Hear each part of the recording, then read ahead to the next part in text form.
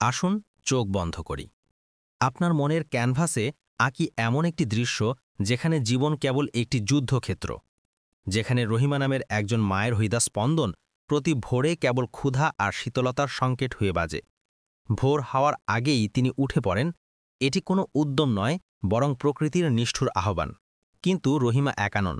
তার জীবনের কেন্দ্র জুড়ে আছে তিনটি প্রস্ফুটিত কুড়ি: হাফসা, খাদিজা আর জয়নব। তারা সেই একফালি জীর্ণ বিছানায় শুয়ে থাকে, যে বিছানা শীতল মাটিকে ঢেকে রাখার সামান্য চেষ্টা মাত্র করে। ২ বছর আগে রহিমার স্বামী মুসা যখন দুনিয়া ছেড়ে চলে গেলেন, তখন তাদের জীবনের জমিন হঠাৎই অনুর্বর হয়ে উঠল। রয়ে গেল শুধু এই ছোট বারাবাসাটি আর এক বুক ভালো নাম, যা ক্ষুধার জ্বালা মেটাতে অক্ষম। রহিমা ধনীদের ঘরে দাসীর কাজ করেন। দিনের শেষে যে মজুরি পান, তা শুধু এই ৩টি ফুলের সামান্য জীবন রক্ষার রসদ মাত্র। কিন্তু রহিমার চোখে একটা রহস্যময় আলো আছে। তিনি কেবল শরীরকেই নয়, বরং আত্মাকে বাঁচিয়ে রাখার সংগ্রাম করেন। তিনি দেখেন তার বড় মেয়ে হাফসার হাতে কাঠকয়লা যেন শিল্পীর তুলি, যা জীর্ণ দেয়ালে স্বপ্ন আঁকে।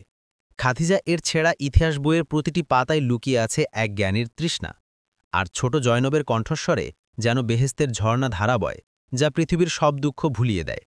এই অমূল্য সম্পদ যখন দারিদ্র্যের হুমকিতে পড়ে, তখন রহিমা উপলব্ধি করেন এই বীজগুলোকে শিকড় গেড়ে মুড়তে দেওয়া যাবে না। তার কাছে নেই কোনো অর্থ, নেই কোনো প্রভাব। আছে কেবল একজোড়া কানের দুল, যা স্বামীর শেষ স্মৃতি। আর আছে এক অটল বিশ্বাস, যা পাহাড়কে টলাতে পারে। এই গল্প সেই মায়ের, যিনি নিজের শেষ সম্বলটুকু বিক্রি করে স্বর্ণের বদলে জ্ঞান কেনেন, এবং সেই কন্যাদের, যাদের প্রতিভা মায়ের ত্যাগের জলে সিক্ত হয়ে পৃথিবীর বুকে উজ্জ্বল নক্ষত্ররূপে ফুটে ওঠে। কিন্তু যখনই এই সংগ্রাম এক নতুন মোড় নেয়, যখন এক রহস্যময় ব্যক্তি তাদের দরজায় কড়া নাড়ে, তখন রহিমাকে নিতে হয় এমন এক পাগল করা সিদ্ধান্ত, যা তাদের জীবনকে হয় ত্রাণ দেবে, নয়তো ধ্বংস করবে। ঠান্ডা আর মাটির গন্ধই ছিল রহিমাকে প্রতিদিন সকালে স্বাগত জানানো প্রথম জিনিস। তিনি ভোরের প্রথম আলো ফোটার আগেই চোখ খুলতেন, কর্মোদ্যমিতার জন্য নয়, বরং ক্ষুধা আর ঠান্ডা মানুষকে বিশ্রাম নিতে দেয় না বলেই। নিঃশব্দে তিনি হাত বাড়িয়ে নিশ্চিত হতেন যে তার ৩ মেয়ে হাফসা, খাদিজা আর জয়নবের গায়ে কম্বল আছে, যারা ছোট সেই একটিমাত্র পাতলা বিছানায় ঘুমত। এই ৩টি ফুল, যারা ২ বছর আগে তাদের বাবা মুসা চলে যাওয়ার পর রুক্ষ জমিতে ফুটেছিল। রহিমার এই জীবন এক তিক্ত দৈনন্দিন সংগ্রামে পরিণত হয়েছিল, যা তাদের জন্য কেবল এই ছোট্ট ভাড়া বাসাটি এবং এমন এক সুনাম রেখে গিয়েছিল, যা ক্ষুধার্তকে খাবার দিতে পারে না। তিনি ধনীদের ঘরে কাজ করতেন, ধোয়া, পরিষ্কার করা আর ভাঁজ করার কাজ করতেন, আর দিনের শেষে সামান্য পারিশ্রমিক নিয়ে ফিরতেন, যা দিয়ে ছোট মেয়েদের পেট কোনোমতে ভরত। তিনি নীরবে উঠলেন, তার পুরনো পোশাকটি পরলেন এবং বাড়ির ছোট উঠোনে গেলেন, যেখানে একটি আদিম চুলা ছিল। তিনি আটার পাত্রের দিকে তাকালেন, তার তলদেশ যেন উপহাসের হাসি হাসছিল। মাত্র এক মুষ্ঠ অবশিষ্ট ছিল, যা ৩টি ক্ষুধার্ত মুখের জন্য রুটি বানাতে যথেষ্ট নয়। রহিমা দীর্ঘশ্বাস ফেলে সেই মুষ্ঠটি নিলেন, তাতে জল যোগ করলেন এবং দোয়া করতে করতে মাখতে শুরু করলেন, হে আমার প্রভু, আপনার সুরক্ষা এবং জীবিকা। সেই সামান্য রুটির গন্ধে মেয়েরা জেগে উঠল। তারা বিছানা থেকে লাফিয়ে উঠল, তাদের চোখগুলো চকচক করছিল। হাফসা, বড় মেয়ে, যার বয়স ১০ বছর, সে ছিল শান্ত আর গভীর দৃষ্টির। খাদিজা, ৮ বছর বয়সেই তার চোখে ছিল তীক্ষ্ণ বুদ্ধির ঝলক। আর ছোট জয়নব, যার বয়স ৫ বছর, সে ছিল সবকিছুর মধ্যেই প্রাণবন্ততা আর আনন্দের একটি পিণ্ড। রহিমা ছোট রুটিটিকে ৩টি সমান ভাগে ভাগ করলেন আর সবচেয়ে বড় টুকরোটি হাফসার দিকে বাড়িয়ে দিলেন। মা, তুমি খাও, হাফসা তার হাত ফিরিয়ে দিয়ে বলল। রহিমা হাসলেন এবং বললেন, তোমরা ওঠার আগেই আমি খেয়েছি, তাহলে তোমরা তৃপ্তি নিয়ে খাও। এটা ছিল একটি সাদা মিথ্যা, যা তিনি প্রতিদিন সকালে বলতেন। তার পেট ক্ষুধায় মোচড় দিত, কিন্তু তাদের খেতে দেখাই ছিল তার একমাত্র তৃপ্তি। তারা তাদের খাবার শেষ করল এবং প্রত্যেকে তার নিজস্ব জগতে মগ্ন হল। রহিমা তাদের দূর থেকে দেখছিলেন, কিছু পুরনো কাপড় সেলাই করার জন্য জড়ো করছিলেন। হাফসা, ১০ বছর বয়সে বড় মেয়ে, শান্ত আর গভীর দৃষ্টির, ঘরের এক কোণে গুটিসুটি করে বসল। তার কোনো পুতুল বা খেলার সামগ্রী ছিল না। তার একমাত্র হাতিয়ার ছিল তারা রাস্তায় খুঁজে পাওয়া একটি ছোট কাঠকয়লা। সে বাড়ির পেছনের দেয়ালে আঁকত, যেখানে কেউ দেখে না। সে তার বোনদের মুখ আঁকত, তার বাবাকে আঁকত, যার কথা তার খুব কমই মনে আছে। সে পাখি আর ফুল আঁকত, যেগুলো সে তাদের বাড়ির বাগানে দেখতে চাইত। রহিমা লুকিয়ে তার আঁকাগুলো দেখতেন, সেগুলো ছিল অবিশ্বাস্যভাবে নির্ভুল। ছায়া আর আলো, মুখের অভিব্যক্তি, যে শিশু জীবনে কোনো চিত্রকর্ম দেখেনি, সে কিভাবে এমন আঁকে। অন্যদিকে খাদিজার ধন ছিল একটা পুরনো মলাচ্ছেঁড়া বই, যা তার মা যে বাড়িগুলোতে কাজ করতেন তার একটির কাছে ময়লার স্তূপে পেয়েছিল। এটি ছিল ইতিহাসের বই, পাতাগুলো ছিল হলুদ আর বিবর্ণ। কিন্তু খাদিজা তা আগ্রহ নিয়ে পড়ত, মাঝে মাঝে জোরে পড়ত এবং নিজেই উচ্চারণ সংশোধন করত। সে তারিখ আর নাম মুখস্থ করত যেন কবিতা। একদিন রহিমা তাকে জিজ্ঞাসা করলেন, এটা থেকে তুমি কি বোঝো মা? এটা তো বড়দের জন্য। খাদিজা গুরুত্ব সহকারে উত্তর দিল, আমি বুঝি মানুষ বেঁচে ছিল আর মরে গেছে, কিন্তু তাদের ধারণাগুলো রয়ে যায়। মা, আমি একটা ধারণা হতে চাই যা রয়ে যাবে। রহিমা জমে গেলেন। এই ছোট মেয়ের কাছে এমন কথা কোথা থেকে এলো? ছোট জয়নব ছিল বাড়ির সূর্য। তার কণ্ঠস্বর যেন গান গাওয়ার জন্যই সৃষ্ট হয়েছিল। সে তার কাল্পনিক বিড়াল, উদীয়মান সূর্য আর তার ক্লান্ত মায়ের নিয়ে সহজ গান তৈরি করত।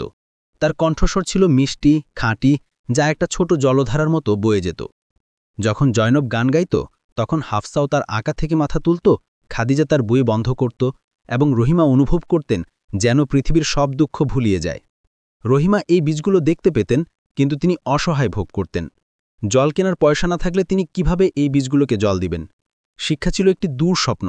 স্কুলের জন্য ফি, পোশাক আর বই দরকার, আর তিনি কোনোমতে তাদের জন্য রুটি জোগাড় করেন। এক সন্ধ্যায় রহিমা কাছ থেকে ফিরলেন ছোট একটি চালের থলি নিয়ে। দিনটি ছিল কঠিন, আর তার নিয়োগকর্তা ভুলক্রমত একটি প্লেট ভেঙে ফেলায় তাকে বকাবকি করেছিলেন এবং তার সামান্য মজুরি থেকে সেটির দাম কেটে নিয়েছিলেন। তিনি চোখে জল নিয়ে বাড়িতে ঢুকলেন। হাফসা দেয়ালে তার একটা ছবি এঁকেছে। দেখতে পেলেন রহিমার একটা ছবি, যেখানে তিনি হাসছেন আর ফলের ঝুড়ি ধরে আছেন। মা, আমি তোমাকে ধনী এঁকেছি, হাফসা সরলভাবে বলল। রহিমা আর সামলাতে পারলেন না। তিনি মেঝেতে বসে পড়লেন এবং নীরব, তিক্ত কান্নায় ভেঙে পড়লেন। মেয়েরা তাকে ঘিরে জড়ো হল। হাফসা তার ছোট কাঠকয়লার দাগ লাগানো রুক্ষ হাত দিয়ে তার অশ্রু মুছে দিল। খাদিজা তার আত্মবিশ্বাসী কণ্ঠে বই থেকে একজন রাজার গল্প পড়ে শোনাল, যে অবরোধ সহ্য করে অবশেষে জয়ী হয়েছিল। আর ছোট জয়নব তাকে পৃথিবীর সেরা মায়ের নিয়ে একটি গান শোনাল। রহিমা তার শিরায় উষ্ণতা অনুভব করলেন। তিনি মাথা তুললেন এবং চোখের জল মুছলেন। তিনি তাদের দিকে তাকালেন। হাফসা, শিল্পী; খাদিজা, জ্ঞানী; আর জয়নব, গায়িকা। আমি হাল ছাড়ব না, তিনি নিজেকে বললেন। আমি এই দারিদ্র্যের মধ্যে এই প্রতিভাগুলোকে আমার সাথে কবর দিতে দেব না। সেই রাতে রহিমা এমন একটি সিদ্ধান্ত নিলেন যা তাদের জীবনের মোড় ঘুরিয়ে দেবে। এটি এমন একটি ত্যাগের প্রয়োজন ছিল যা তিনি কখনো ভাবেননি যে তিনি করতে পারবেন। পরের দিন তিনি তার প্রতিবেশী উম্মে হানিয়ের দরজায় কড়া নাড়লেন। একজন দয়ালু মহিলা, যিনি সবসময় সাহায্যের প্রস্তাব দিতেন। উম্মে হানি, রহিমা দৃঢ় কণ্ঠে বললেন, আমি কিছু বিক্রি করতে চাই। উম্মে হানি প্রায় খালি ঘরটের দিকে তাকালেন এবং বিভ্রান্ত হয়ে বললেন, কি বিক্রি করবে? রহিমা, তোমার তো বিক্রি করার মতো কিছু নেই। রহিমা গভীরভাবে নিঃশ্বাস নিলেন এবং তার কানে থাকা ছোট সোনার দুলটি স্পর্শ করার জন্য হাত তুললেন। এটি ছিল তার বিবাহ স্মৃতি হিসাবে তার শেষ সম্বল। আমি এটা বিক্রি করব, তিনি দৃঢ়তার সাথে বললেন। আমি হাফসা এর জন্য একটি খাতা আর রং কিনতে চাই, খাদিজাইল জন্য বই কিনতে চাই, এবং আমি একটি কাছাকাছি স্কুলের খোঁজ করতে চাই, যদিও তা একটি সস্তা সন্ধ্যাকালীন স্কুল হয়। উম্মে হানি তাকে প্রশংসা ও করুণার চোখে দেখলেন। তুমি একজন মহান মা রহিমা, কিন্তু এই দুল কি সব কিছুর জন্য যথেষ্ট হবে? রহিমা উত্তর দেওয়ার আগেই তারা বাইরে দরজায় মৃদু করা নাড়ার শব্দ শুনলেন। এটি ছিল এক অদ্ভুত টোকা, আত্মীয় বা পরিচিতদের স্বাভাবিক টোকার মতো নয়। এটি ছিল সুশৃঙ্খল। 3টি টোকা, নীরবতা, তারপর আরও 3টি টোকা। রহিমা জায়গায় জমে গেলেন। কে তাদের দরজায় কড়া নাড়ছে এই সময়? পুরো এলাকা জানে তারা শুধু 3 নারী। তিনি ভয়ে উম্মেহানির দিকে তাকালেন। উম্মেহানি ফিসফিস করে বললেন, খুলো না, আগে ফুটো দিয়ে দেখো। রহিমা ধীরে ধীরে কাঠের পুরনো দরজার কাছে গেলেন। ছোট ফুটোটিতে চোখ রাখলেন। প্রথমে তিনি শুধু অন্ধকার দেখলেন, তারপর একটি ছায়া নড়ল, এবং তিনি বাইরে থেকে একটি চোখ দেখতে পেলেন যা তার দিকে তাকিয়ে আছে। রহিমা শিউগে উঠলেন এবং দ্রুত পিছিয়ে এলেন। তার হৃৎস্পন্দন এমন ছিল যেন তা তার বুক ফেটে বেরিয়ে আসবে। কি দেখলে? উম্মেহানি ফিসফিস করে জিজ্ঞাসা করলেন। রহিমা ফিসফিস করে বললেন, উনি একজন অপরিচিত পুরুষ। আমি তাকে চিনি না, আর তিনিও ফুটো দিয়ে তাকিয়েছিলেন। ঘরে এক দমবন্ধ করা নীরবতা নেমে এলো। শুধু ভয় পাওয়া মেয়েদের শ্বাসপ্রশ্বাস শোনা যাচ্ছিল, যারা তাদের মায়ের পিছনে জড়ো হয়েছিল। কে এই অপরিচিত পুরুষ দরজার পিছনে দাঁড়িয়ে আছে, আর এই গরিব বিধবা ও তার 3 মেয়ের কাছে সে কি চায়? প্রশ্নটি বাতাসে ঝুলে রইল, অজানা কিছুর আগমনী বার্তা নিয়ে, যা হয়তো আশা বা চরম বিপদও হতে পারে। রহিমা পিছিয়ে এলেন এবং তার দুর্বল দেয়ালে পিঠ ঠেকল। কে আপনি? তিনি এমন এক কণ্ঠে চিৎকার করলেন যা তিনি দৃঢ় রাখার চেষ্টা করলেন, কিন্তু তা কাঁপছিল। শান্ত হাও মা। দরজা থেকে এক কর্কশ মোটা কণ্ঠস্বর এলো, যার মধ্যে কোনো ভালোবাসা ছিল না। খুলে দাও, আমি কোনো ক্ষতি চাই না। আমি আব্দুল্লাহ, তোমার প্রয়াত মুসার চাচাতো ভাই। রহিমা ও উম্মিহানি বিভ্রান্ত দৃষ্টি বিনিময় করলেন। তার স্বামী কখনো এই নামে কোনো চাচাতো ভাইয়ের কথা বলেননি, কিন্তু উচ্চারণটা তার স্বামীর দূরবর্তী অঞ্চলের মতো শোনাচ্ছিল। তুমি কি চাও? রহিমা জিজ্ঞাসা করলেন। এখনও দরজা খুলতে অস্বীকার করছেন। আমি শুনেছি তোমরা কষ্টে আছো, আব্দুল্লাহ বললেন। আমি দেখতে এসেছি, সাহায্য করতে। সাহায্য শব্দটি রহিমাকে দ্বিধাগ্রস্ত করল। এটা কি তার দুয়ার উত্তর? অত্যন্ত সতর্কতার সাথে তিনি কাঠের খিলটি সরিয়ে দিলেন এবং দরজাটি একটু ফাঁক করলেন, যতটা দিয়ে একজন বলিষ্ঠ, নোংরা কিন্তু পরিষ্কার পোশাক পরা লোককে দেখা যায়, যার ঘন দাড়ি এবং তীক্ষ্ণ চোখ আছে। লোকটি হালকা ধাক্কা দিয়ে বিনা আমন্ত্রণে ভেতরে প্রবেশ করল। তার অদ্ভুত গন্ধ ঘরটিকে ভরে দিল, ধুলো আর ভ্রমণের গন্ধ। সে চরম বিরক্তি নিয়ে চারদিকে তাকালো, যা সে কোনোমতি গোপন করল। সে চরম দারিদ্র্য দেখল এবং দেখল 3টে মেয়েকে, যারা ভয় পাওয়া পাখির মতো এক কোণে জড়ো হয়েছে। ঈশ্বর তাকে শান্তি দিন, তিনি তোমাকে এই অবস্থায় রেখে গেছেন, সে মাথা নাড়তে নাড়তে বলল। তারপর তার চোখ মেয়েদের উপর স্থির হল। 3টে, এটা একজন নারীর জন্য অনেক বেশি। রহিমা অনুভব করলেন তার রক্ত জমে যাচ্ছে। তুমি কি বলতে চাও? লোকটি মেঝেতে অনুমতি ছাড়াই বসল। শোনো মা, আমি ধনী নই, তবে আমি একজন মানুষ এবং আমি নিয়ম জানি। আমি আমার ভাইয়ের মেয়েদের এভাবে ছেড়ে যেতে পারি না। আমি একজনকে আমার সাথে নিয়ে যাব। কি? রহিমা চিৎকার করলেন। আমি বড়জনকে নিয়ে যাব। সে হাফসাইড দিকে ইঙ্গিত করে বলল। আমি তাকে আমার সাথে বড় করব, তাকে একটা কাজ শেখাবো, এবং যখন সে বড় হবে তখন বিয়ে দেব। এইভাবে আমি তোমার বোঝালিকা হালকা করব এবং আমার কর্তব্য পালন করব। প্রস্তাবটি তার মুখে চার মারার মতো ছিল। তার মেয়েকে নিয়ে যাওয়া, তাকে তার বোনেদের থেকে আলাদা করা। বের হাও, রহিমা দৃঢ়কণ্ঠে বললেন। এখনই আমার বাড়ি থেকে বেরিয়ে যাও। লোকটি অবাক হল। তুমি পাগল? আমি তোমাকে সাহায্য করতে চাইছি, আর তুমি আমাকে বের করে দিচ্ছ? সাতামু তুনা হুনা মিনাল জো। তোমরা এখানে ক্ষুধায় মারা যাবে। আমরা হয় একসাথে মরব, নয়তো একসাথে বাঁচব। রহিমা এমন দৃঢ়তার সাথে উত্তর দিলেন, যা তিনি জানতেন না যে তিনি আছে। আমার মেয়েরা বোঝা নয়, বের হও। লোকটি উঠে দাঁড়ালো এবং তার জামাকাপড় থেকে ধুলো ঝাড়ল। যেমন তোমার ইচ্ছা, কিন্তু যখন ক্ষুধা তোমাকে কামড় দেবে, তখন আমার কথা মনে রেখো। সে বেরিয়ে গেল এবং সজোরে দরজা বন্ধ করল। রহিমা হাঁটু গেড়ে বসলেন। উম্মেহানি তাকে জড়িয়ে ধরলেন। খুব ভালো করেছ মা, খুব ভালো করেছ। আল্লাহ তোমার সাথে আছেন। শান্ত হওয়ার পরে রহিমা তার কানে থাকা দুলটির দিকে তাকালেন। এই ঘটনা তাকে আরও দৃঢ় প্রতিজ্ঞ করল। তার মেয়েরা কারো বোঝা নয়, আর কেউ তাদের আলাদা করতে পারবে না। পরের দিন সকালে রহিমা সোনার দুলটি বিক্রি করে দিলেন। তার হৃদয় কষ্টে ভরে গেল, কিন্তু তিনি নিজেকে শক্ত রাখলেন। দামটি ছিল খুব কম, যা তিনি আশা করেছিলেন তার থেকেও খুব কম। এটি দিয়ে কোনোমতে একটি সাধারণ আঁকার খাতা, কয়েকটি পেন্সিল আর প্রথম শ্রেণীর জন্য 2টো ব্যবহৃত স্কুলের বই কেনা সম্ভব হল। আর মাত্র 1 মাসের ঘরের ভাড়া দেওয়ার মতো কিছু অবশিষ্ট রইল। স্কুলের জন্য যথেষ্ট নয়। তিনি হতাশায় ফিসফিস করলেন, কিন্তু তিনি হাল ছাড়লেন না। তিনি এই সামান্য সম্পদ নিয়ে তার মেয়েদের কাছে ফিরলেন। হাফসার চোখ উজ্জ্বল হয়ে উঠল যখন সে খাতার পরিষ্কার সাদা পাতা স্পর্শ করল। তার আর বাড়ির দেওয়ালের প্রয়োজন ছিল না। সে তার কোণে বসল এবং আঁকতে শুরু করল। সে তার মায়ের হাত আঁকল, তার বলি এবং রুক্ষতা নিয়ে, যেটি খাতাটি ধরে আছে। ছবিটি জীবন্ত ছিল, আর খাদিজা ক্ষুধার্ত বাজপাখির মতো বই দুটোর উপর ঝাঁপিয়ে পড়ল। সে জোরে পড়তে শুরু করল, কঠিন শব্দগুলো বানান করে পড়তে লাগল এবং অক্ষরেরও গল্পের জগতে বাস করতে লাগল। ছোট জয়নব তার বোনেদের আনন্দে আনন্দিত হল এবং স্বপ্ন আঁকা কলম নিয়ে একটি গান গাইল। রহিমা বুঝতে পারলেন যে এটা যথেষ্ট নয়, তাকে আরও বেশি কাজ করতে হবে। তিনি নতুন দরজা করা নাড়তে শুরু করলেন। তিনি এলাকার দর্জিকে তার বাড়িতে সামান্য মজুরির বিনিময়ে কিছু কাপড় সেলাই করার জন্য অনুরোধ করলেন।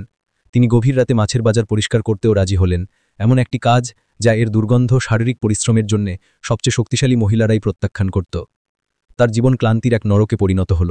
তিনি মধ্যরাতের পরে ফিরতেন, তার কাপড়ে গন্ধ লেগে থাকত, তার হাতগুলো ক্ষার এবং ঠান্ডা জলের কারণে মাঝে মাঝে ফেটে রক্ত বের হতো।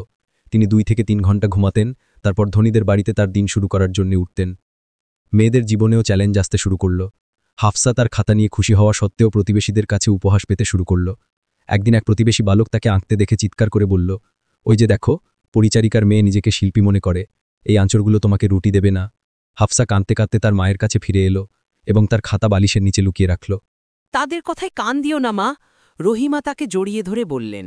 তোমার হাতে জাদু আছে, তাদের এটি নিভিয়ে দিতে দিও না।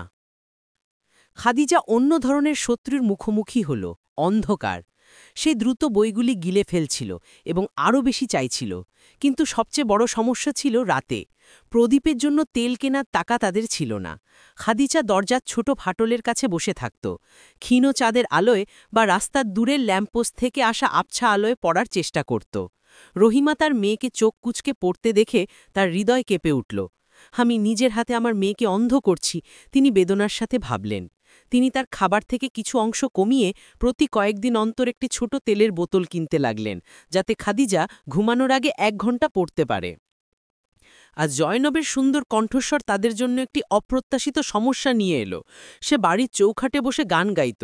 তার মিষ্টি কণ্ঠস্বর শিক্ষক সুলেমানের মনোযোগ আকর্ষণ করল, যে এলাকায় শিশুদের বাজারে কাজ করানোর জন্য জড়ো করার জন্য পরিচিত ছিল। একদিন লোকটি রহিমার কাছে এলো, তার চোখ লোভ নিয়ে জ্বলছিল। তোমার মেয়ের এই কণ্ঠস্বর সোনার সমান রহিমা, ওকে আমাকে দাও আর আমি ওকে বাজারের চত্বরে গান গাওয়াবো। আমরা অনেক টাকা কামাবো আর তোমার একটা ভাগ থাকবে। তিনি ঘৃণার সাথে তার দিকে তাকালেন। তার মেয়েকে রাস্তায় অপরিচিতদের জন্য গান গাওয়ার ভিক্ষুক বানিয়ে দেওয়া। আমার মেয়ে বিক্রির জন্য নয়, শিক্ষক সুলেমান, আমাদের থেকে দূরে থাকুন। তুমি আফসোস করবে, সে মাটিতে থুতু ফেলে বলল এবং চলে গেল। সেই দিন থেকে রহিমা জয়নবকে বাড়ির বাইরে গান গাইতে নিষেধ করলেন। শুধু আমার জন্য গান গাও, আমার ছোট সোনা, বাইরের পৃথিবী নিষ্ঠুর। জয়নবের আনন্দ কিছুটা ম্লান হয়ে গেল। 4 দেওয়ালের মধ্যে তার গানে এখন দুঃখের একটা ছাপ ছিল। রহিমা অনুভব করলেন যে তিনি একটি দুষ্ট চক্রের মধ্যে ঘুরছেন। যখনই তিনি একটি ফাঁক বন্ধ করতেন, তখনই অন্য একটি খুলে যেত। ক্লান্তি তাকে গ্রাস করতে শুরু করল। এক রাতে যখন তিনি একজন কৃপণ ব্যবসায়ীর জন্য একটি পুরনো কাপড় সেলাই করছিলেন, তখন তার হাত থেকে সূচ পড়ে গেল। ঠান্ডার ক্লান্তির কারণে তিনি তার আঙুলের ডগা আর অনুভব করতে পারছিলেন না। তিনি একটু বিশ্রাম নিতে বসলেন এবং তার চোখ একটি পুরনো কাঠের বাক্সের উপর পড়ল। এটি তার স্বামীর ছিল। এটিই ছিল তার স্বামীর শেষ স্মৃতি। তিনি সেটি খুললেন। ভিতরে কয়েকটি পুরনো কাগজপত্র, একটি জপমালা এবং তাদের বিবর্ণ বিয়ের ছবি ছিল। তিনি দুঃখের সাথে জিনিসগুলো স্পর্শ করলেন, কিন্তু এমন কিছু লক্ষ্য করলেন যা তিনি আগে দেখেননি। বাক্সের নিচের দিকে জীর্ণ আস্তরণের নিচে শক্ত কিছু ছিল। তিনি তার আঙুল ঢুকিয়ে একটি ছোট রূপোলি লকেট বের করে আনলেন, যা সময়ের সাথে বিবর্ণ হয়ে গেছে। তিনি সেটি খুললেন। কোনো ছবি নয়, বরং যত্ন সহকারে ভাঁজ করা একটি ছোট কাগজ ছিল, যা মুসুরের ডালের আকারের হয়ে গিয়েছিল। তিনি কাঁপতে কাঁপতে আঙুল দিয়ে সেটি খুললেন। লেখাটি তার স্বামী মুসার ছিল। সেখানে শুধু একটি নাম এবং ঠিকানা লেখা ছিল, ইদ্রিস আন নকশবন্দি, খান আল খালিলি, কায়রো। রহিমা জমে গেলেন। কায়রো, তার ছোট গ্রাম থেকে দিনের পর দিন দূরে। আর কে এই ইদ্রিস আন নকশবন্দি? তার স্বামী কখনোই নামটি উল্লেখ করেননি। এবং কেন তিনি তার নাম একটি গোপন লকেটে লুকিয়ে রেখেছিলেন? এটি কি একটি গোপন রহস্য, নাকি ঋণ, নাকি আশা? তিনি বিষয়টি নিয়ে লম্বা সময় চিন্তা করার আগেই তিনি প্রচণ্ড মাথাঘোরা অনুভব করলেন। তিনি একটি শুষ্ক কাশি দিলেন, যা ঘরটিকে কাঁপিয়ে দিল। তারপর তার শরীরে তীব্র জ্বর অনুভব করলেন। রহিমা প্রায় অচেতন অবস্থায় তার বিছানায় লুটিয়ে পড়লেন। রোগ তাকে ধরেছিল। 3 দিন ধরে রহিমা জ্বর আর ঠান্ডায় আচ্ছন্ন হয়ে প্রলাপ বকলেন। মেয়েরা তাদের ভয় থাকা সত্ত্বেও তাদের বয়সের থেকে বেশি সাহস দেখালো। হাফসা একটি কাপড় ঠান্ডা জলে ভিজিয়ে তার মায়ের কপালে রাখল। খাদিজা উম্মে হানির কাছে গেল, যিনি পরিদ্রদের ডাক্তারকে নিয়ে এলেন। ডাক্তার মাথা নেড়ে বললেন, প্রচণ্ড ক্লান্তি, তার বিশ্রাম আর ভালো খাবার দরকার। ভালো খাবার, এমন একটি শব্দ যা ভাগ্য যেন উপহাস করছিল। তাদের দুল বিক্রির শেষ টাকাটুকু ওষুধ কিনতে খরচ হয়ে গেল। তারা শুরুর বিন্দুর থেকে খারাপ অবস্থায় ফিরে গেল। 4র্থ দিনে রহিমা চোখ খুললেন। তিনি দুর্বল ছিলেন, কিন্তু জ্বর কমে গিয়েছিল। তিনি তার চারপাশে মেঝেতে ঘুমন্ত মেয়েদের দেখলেন, তাদের মুখ উদ্বেগ আর ক্ষুধায় ফ্যাকাশে হয়ে গিয়েছিল। তিনি তার দুর্বল হাতটি বাক্সের দিকে বাড়ালেন এবং লকেটটি ধরলেন। ইদ্রিস আন নকশবন্দি। তার কাছে বিক্রি করার মতো আর কিছু ছিল না। তার স্বাস্থ্য তাকে ছেড়ে দিয়েছে, আর অপরিচিত পুরুষেরা তার মেয়েদের উপর লোভ করছে। কায়রো যাওয়া ছিল পাগলামি। একজন একা নারী, টাকা নেই, সাথে 3টি মেয়ে। কিন্তু এটাই ছিল একমাত্র সূত্র। তুমি কে, ইদ্রিস আন নকশবন্দি? রহিমা বাতাসে ফিসফিস করলেন। তুমি কি আমাদের পরিত্রাণ, নাকি আমাদের ধ্বংস? তাকে বেছে নিতে হয়েছিল, হয় এই ঘরে ধীরে ধীরে মৃত্যু, নয়তো অজানা পথে ঝাঁপিয়ে পড়া। তিনি তার অবশিষ্ট শক্তি সংগ্রহ করলেন। সিদ্ধান্ত নেওয়া হয়ে গেছে, এখানে ধীরে ধীরে মৃত্যু অথবা রাস্তায় দ্রুত মৃত্যু, উভয়ই মৃত্যু। কিন্তু কায়রোতে ক্ষীণ হলেও এক চিলটে আশা ছিল। আমরা কায়রো যাব, তিনি দৃঢ় কণ্ঠে তার মেয়েদের বললেন। মেয়েরা তার দিকে তাকালো। তারা শব্দের অর্থ বোঝেনি, কিন্তু তারা তার মায়ের চোখে একটি অপরিবর্তনীয় সিদ্ধান্ত দেখতে পেল। রহিমা সবকিছু বিক্রি করে দিলেন, জীর্ণ কম্বল, কয়েকটি হাঁড়ি, এমনকি তার স্বামীর স্মৃতি হিসেবে রাখা কাঠের বাক্সটিও। তিনি কেবল রূপলি লকেট, হাফসার খাতা এবং খাদিজার ছেঁড়া বইটি রাখলেন। দামে কোনো মতে সবচেয়ে সস্তা ট্রেনের বগির টিকিট কেনা গেল, মালবাহী বগি, যেখানে পরিদ্রদের চড়ার অনুমতি ছিল। যাত্রাটি ছিল নরকের একটি অধ্যায়ের মতো, রাতের তীব্র ঠান্ডা, দিনের তাপ এবং গাদাগাদি করে থাকা মানুষ ও প্রাণীর গন্ধ। তিনি তার দুর্বল শরীর দিয়ে তাদের গরম রাখতে চেষ্টা করে তার 3 মেয়েকে বুকে চেপে ধরলেন। ক্ষুধা ছিল তাদের স্থায়ী সঙ্গী। তাদের কাছে মাত্র কয়েকটি শুকনো রুটি ছিল, যা তারা 2 দিন ধরে ভাগ করে খেয়েছিল। এই কষ্টের মধ্যেও ছোট প্রতিভাগুলোই তাদের বাঁচিয়ে রেখেছিল। হাফসা বগির ফাটল দিয়ে বাইরে তাকাত এবং তার খাতায় ক্লান্ত যাত্রীদের মুখ আঁকত, পরিবর্তনশীল আকাশ আঁকত। খাদিজা তার স্থির গলায় তার বই থেকে গল্প পড়ে শোনাত, তার বোন এবং মাকে ট্রেনের গোলমাল থেকে দূরে অন্য এক জগতে নিয়ে যেত। আর জয়নব তার মায়ের কাছ থেকে শেখা পুরনো গানগুলো ফিসফিস করে গাইত। তার ফিসফিসানি যেন ব্যথানাশক মলমের মতো কাজ করত। তারা ভোরে কায়রোতে পৌঁছাল। শহরটি এমন ছিল না যা তারা আগে কখনো দেখেছিল। কোলাহল, ভিড়, উঁচু বাড়ি এবং মানুষ সব দিকে দৌড়াচ্ছে। রহিমা নিজেকে হারিয়ে ফেললেন, যেন তিনি ঝড়ের মধ্যে একটি পালক। তিনি শক্তভাবে তার মেয়েদের হাত ধরলেন। কখনো আমার হাত ছেড়ো না। তিনি খান আল খালিলির সম্পর্কে জিজ্ঞাসা করলেন। মানুষজন তাকে বিভিন্ন দিকে ইঙ্গিত করল, কেউ কেউ তার জীর্ণ পোশাকের জন্য ব্যঙ্গ করল, কেউ কেউ করুণা করল। তারা ঘণ্টার পর ঘণ্টা হাঁটল, তাদের পেট খালি, পা ফুলে গেছে। অবশেষে তারা পুরনো এলাকাটিতে পৌঁছাল। এটি ছিল অন্য এক জগৎ, সরু গলি, ধূপ আর মশলার গন্ধ এবং অদ্ভুত সুন্দর জিনিস বিক্রি করার দোকান। ইদ্রিস আন-নাকশবন্দি? রহিমা জিজ্ঞাসা করতে শুরু করলেন। তারা মশলা বিক্রেতা, কাঠমিস্ত্রি এবং কার্পেট বিক্রেতাকে জিজ্ঞাসা করল। কেউ তাকে জানে না, এই নামে কেউ নেই, একজন বৃদ্ধ লোক তাকে অভদ্রভাবে বলল। রহিমার মনে হতাশা প্রবেশ করতে শুরু করল। এ সব কি বৃথা? তিনি কি এখানে এসে তার মেয়েদের নিয়ে একটি অচেনা রাস্তায় মরতে? তিনি একটি বন্ধ দোকানের চৌকাটে বসলেন, তার চোখে জল জমে গেল। মা, দেখো! হঠাৎ খাদিজা চিৎকার করে বললে, একটি ছায়াময় পার্শ্ববর্তী গলিতে একটি পুরনো কাঠের সাইনবোর্ডের দিকে ইঙ্গিত করল, যা সবেমাত্র পড়া যাচ্ছিল। সাইনবোর্ডটি ধুলোয় ঢাকা ছিল, কিন্তু পড়ার অভ্যস্ত চোখে খাদিজা অক্ষরগুলি চিনতে পারল। An-Naqshbandi for calligraphy and antiques. Rahima উঠে দাঁড়ালেন এবং তার মেয়েদের গলির দিকে টেনে নিয়ে গেলেন। দোকানটি ছোট এবং অন্ধকার, পুরনো কাগজ ও কালির গন্ধ বের হচ্ছিল। বাড়ির লোকেরা? রহিমা কাঁপতে কাঁপতে কণ্ঠে ডাকলেন। একজন বৃদ্ধ ব্যক্তি, একটি সাধারণ গাউন পরা এবং পুরু চশমা চোখে, তাদের দিকে বেরিয়ে এলেন। তার মুখটি দয়ালু ছিল, কিন্তু তিনি তাদের দেখে অবাক হয়েছিলেন। হ্যাঁ মা, আপনি কি চান? আমরা কিছু কিনি না। রহিমা কাঁপতে কাঁপতে হাতে রূপলি লকেটটি বের করলেন। তিনি সেটি খুলে ছোট কাগজটি বের করলেন। আপনি কি এই হাতের লেখা চেনেন? বৃদ্ধ লোকটি কাগজটি নিলেন, তার চোখের কাছে আনলেন, তারপর তার চশমা তুলে নিলেন। তার হাত জমে গেল। মুসা? তিনি ভাঙা কণ্ঠে ফিসফিস করলেন, এটা তোমার কাছে কোত্থেকে এলো? তিনি আমার স্বামী ছিলেন, রহিমা বললেন। তিনি মারা গেছেন এবং আমাদের ছেড়ে গেছেন, আর এটাই তিনি আমাদের জন্য রেখে গেছেন। বৃদ্ধ লোকটি রহিমার দিকে তাকালেন, তারপর 3 মেয়ের দিকে। তিনি ক্ষুধা, ক্লান্তি এবং হতাশা দেখলেন, এবং তাদের মুখে মুসায়ের বৈশিষ্ট্য দেখলেন। আমি ইদ্রিস আন-নাকশবন্দি, লোকটি বললেন। তার চোখে জল টলমল করছিল। সে বছর আগে হারিয়ে গিয়েছিল। আমি অনেক খুঁজেছিলাম, কিন্তু তাকে পাইনি। তারপর তিনি তার বাহু খুলে দিলেন। এসো, এসো আমার ময়রা, তোমরা তোমাদের বাড়িতে পৌঁছে গেছ। সেই রাত্রি ছিল কয়েক বছরের মধ্যে প্রথম রাত, যখন রহিমাও তার মেয়েরা ভরা পেটে ঘুমাল। ইদ্রিস আন-নাকশবন্দি তাদের তার দোকানের ওপর একটি ছোট ঘর দিলেন। এটি সাধারণ ছিল, কিন্তু তারা যেখানে ছিল তার তুলনায় এটি ছিল এক প্রাসাদ। শেখ ইদ্রিস ধনী ছিলেন না, কিন্তু তার কাছে জ্ঞানের এবং সংযোগের এক ভাণ্ডার ছিল, এবং সবচেয়ে গুরুত্বপূর্ণ, তার একটি বড় হৃদয় ছিল। পরের দিনগুলিতে তিনি রহিমা তার সাথে আনা সম্পদগুলি আবিষ্কার করতে শুরু করলেন। তিনি হাফসার খাতাটি দেখলেন, নীরবে পাতা উল্টালেন, তার চোখ বিস্ময়ে বড় হয়ে গেল। এই মেয়েটি আঁকে না, সে আত্মাকে ধরে ফেলে। পরের দিন তিনি তাকে তার আজীবনের বন্ধু, কাছাকাছি এলাকায় বসবাসকারী একজন মহান চিত্রশিল্পীর কাছে নিয়ে গেলেন। ওকে শেখান, তিনি তাকে বললেন। এই শিশুটি একটি অলৌকিক ঘটনা। হাফসা তার যাত্রা শুরু করল, প্রথমে তুলি পরিষ্কার করা দিয়ে, কিন্তু শীঘ্রই সে চিত্রকরে সহকারী এবং তারপর তার সবচেয়ে প্রিয় ছাত্রী হয়ে উঠল। শেখ ইদ্রিস খাদিজার বইয়ের প্রতি ঝোঁক লক্ষ্য করলেন। তিনি তার ব্যক্তিগত লাইব্রেরি তার জন্য খুলে দিলেন। পড়ো মা। খাদিজা বই গিলে ফেলত, প্রশ্ন করত, আলোচনা করত। তার মন হীরার মতো, তাকে পালিশ করতে হবে। ইদ্রিস বললেন। তিনি অনেক চেষ্টা করলেন এবং তার সমস্ত পরিচিতি ব্যবহার করে যাতে সে একটি মর্যাদাপূর্ণ স্কুলে বৃত্তি পেতে পারে।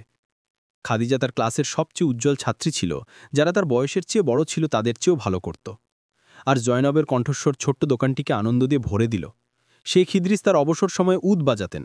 তিনি তাকে সঙ্গীতের মূলনীতি শেখাতে শুরু করলেন এবং তাকে সঙ্গীতের মহান শিল্পীদের গল্প শোনালেন। তোমারই কণ্ঠস্বর বাজারে গান করার জন্য নয় জয়নব, তোমারই কণ্ঠস্বর মঞ্চের জন্য। আর রহিমা আর পরিচারিকা রইলেন না। তিনি নিজেই দোকানের কাজ দেখাশোনা করতে লাগলেন, গুছিয়ে রাখতেন এবং গ্রাহকদের স্বাগত জানাতেন। তিনি খাদিজা এবং শেখ ইদ্রিসের কাছে পড়া এবং লিখতে শিখলেন। তিনি তার জীবনে প্রথমবারের মতো মর্যাদা এবং নিরাপত্তা অনুভব করলেন। বছর কেটে গেল, বছরের পর বছর সংগ্রাম চলল, কিন্তু তা অন্য ধরনের সংগ্রাম ছিল। শেখা এবং সফল হওয়ার সংগ্রাম, বেঁচে থাকার সংগ্রাম নয়। হাফসা, যে শিশু কাঠকয়লা দিয়ে দেয়ালে আঁকত, সে একজন সুপরিচিত চিত্রশিল্পী হয়ে উঠল। তার চিত্রকর্ম, যা দরিদ্র এলাকার জীবন এবং ধৈর্যশীল মায়েদের মুখকে চিত্রিত করে, সবচেয়ে বড় গ্যালারিগুলোতে স্থান পেল। সমালোচকরা তাকে বাস্তবতার তুলি উপাধি দিল। খাদিজা, যে শিশু চাঁদের আলোয় পড়ত, সে তার বিশ্ববিদ্যালয় থেকে অত্যন্ত সম্মানের সাথে স্নাতক হল। তিনি ইতিহাসের অধ্যাপক এবং একজন লেখক হলেন, যিনি প্রান্তিক মানুষদের ইতিহাস নতুন করে লিখলেন। আন্তর্জাতিক সম্মেলনগুলিতে তার কণ্ঠস্বর শোনা যেত। আর জয়নবের কণ্ঠস্বর খান আল খালিলি এলাকার সামনে একটি বিলাসবহুল গাড়ি থামল। ৩ জন মার্জিত মহিলা গাড়ি থেকে নামলেন, যাদের মধ্যে সফলতা এবং আত্মবিশ্বাস ঝলমল করছিল। তারা দোকানের উপরের ওই পুরনো ঘরটিতে গেলেন। রহিমা সেখানে শেখ ইদ্রিসের সাথে চা পান করছিলেন, যিনি এখন বৃদ্ধ হয়ে গেছেন। মা, হাফসা তার হাতে চুম্ব দিয়ে বলল, সময় এসেছে। সেই দিন তারা একটি বড় বাড়িতে চলে গেলেন, একটি প্রশস্ত বাগান সহ একটি বাড়ি, ঠিক যেমনটি হাফসা বিছুকালে দেয়ালে এঁকেছিল।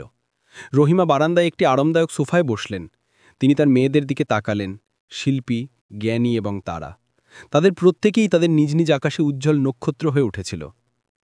তুমি কি জানতে মা? খাদিজা তার কাঁধে মাথা রেখে জিজ্ঞাসা করল। তুমি কি জানতে যে এমনটা হবে? রহিমা হাসলেন। দারিদ্র্য, ক্ষুধা এবং ত্যাগের দৃশ্য তার চোখের সামনে ভেসে উঠল। আমি জানতাম না কি হবে, তিনি তার শান্ত কণ্ঠে বললেন। আমি শুধু জানতাম যে আমি হাল ছাড়ব না। আমি তোমাদের চোখে আলো দেখতে পেতাম, আর আমি শুধু চেষ্টা করেছি এটাকে বাতাস থেকে রক্ষা করতে। জয়নব একটি পুরনো গান গাইল, যেটা তার মা তাকে গাইয়ে শোনাত। হাফসা তাদের একসাথে বসার সময় সূর্যাস্তের দৃশ্য আঁকল, আর রহিমা অবশেষে অনুভব করলেন যে তার দীর্ঘ যাত্রা সুরক্ষিত তীরে পৌঁছে গেছে। আর এইভাবেই আমাদের গল্প শেষ হলো। আমরা দেখলাম কিভাবে একজন মায়ের হৃদয়, যা হতাশার চেয়েও দৃঢ়, অসম্ভবকে সম্ভব করতে পারে। রহিমার অর্থ বা প্রতিষ্ঠা ছিল না, কিন্তু তার মেয়েদের প্রতি তার অবিচল বিশ্বাস ছিল। যে বিশ্বে মানুষ বাহিরতার পিছনে ছোটে, সে সেখানে সারবস্তু খুঁজত। তিনি ধৈর্যশীল এবং ক্ষুধার্ত ছিলেন, কিন্তু তিনি তার মেয়েদের মন এবং আত্মাকে খাইয়েছেন।